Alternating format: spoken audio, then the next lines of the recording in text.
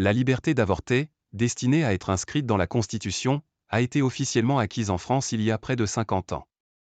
Cependant, sur le terrain, l'accès à l'IVG demeure inégal et les options de méthode sont limitées, selon les professionnels, les chercheurs et les associations féministes.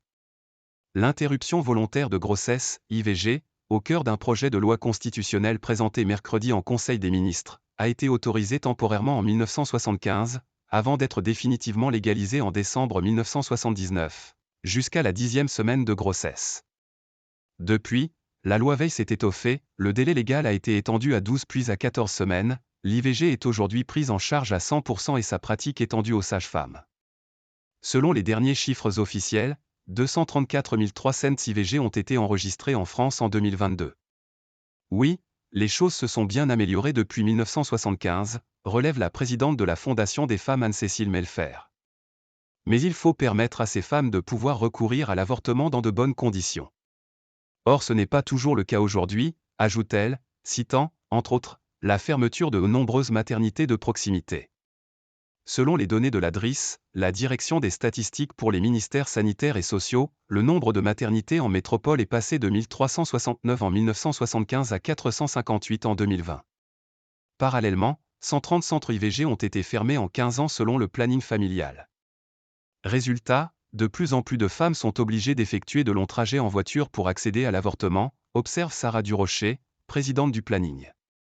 Dans des territoires, certaines semaines, il n'y a aucune opportunité de faire des avortements. Ce n'est pas supportable en 2023.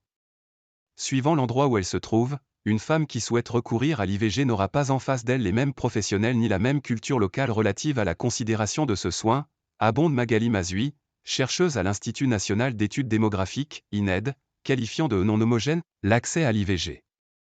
Le constat n'est pas nouveau. En 2019, le gouvernement reconnaissait déjà des territoires en tension dans la majorité des régions en matière d'accès à l'IVG, soit du fait de la démographie des professionnels, soit durant les périodes estivales. Ça reste un tabou. L'année suivante, le Comité consultatif national d'éthique, CCNE, pointait encore un faisceau de facteurs dont les inégalités territoriales susceptibles d'empêcher une femme désireuse d'avorter de le faire dans le délai légal. Le choix de la méthode est quant à lui plus restreint. Plus légère en termes de prise en charge, la méthode médicamenteuse a pris le pas sur la méthode chirurgicale, ou instrumentale, qui se pratique par aspiration sous anesthésie locale ou générale. En 2022, 78% du total des IVG pratiquées étaient médicamenteuses. On sait qu'il y a des femmes qui auraient préféré avoir une IVG instrumentale, indique Sophie Godu, cofondatrice de Revo, le réseau d'accès aux soins à l'IVG en Île-de-France. Les femmes doivent avoir le choix de la méthode, et il faut des professionnels pour le leur offrir. Les associations féministes regrettent également le maintien de la clause de conscience spécifique à l'IVG, doublon stigmatisant pour les femmes désireuses d'avorter alors qu'il existe une clause de conscience générale pour tout type d'actes médicaux. Car 50 ans après la loi, l'avortement reste un tabou et les femmes qui le pratiquent sont stigmatisées, déclare Anne-Cécile Melfer.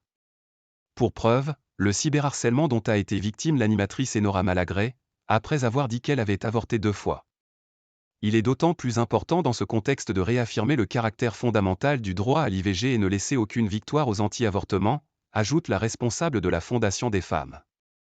Pour les opposants à l'avortement justement, ce n'est pas l'avortement qui est menacé en France aujourd'hui mais plutôt la possibilité pour les femmes qui le souhaitent de poursuivre leur grossesse et d'accéder à une information équilibrée, déplore Caroline Roux, directrice générale adjointe d'Alliance Vita.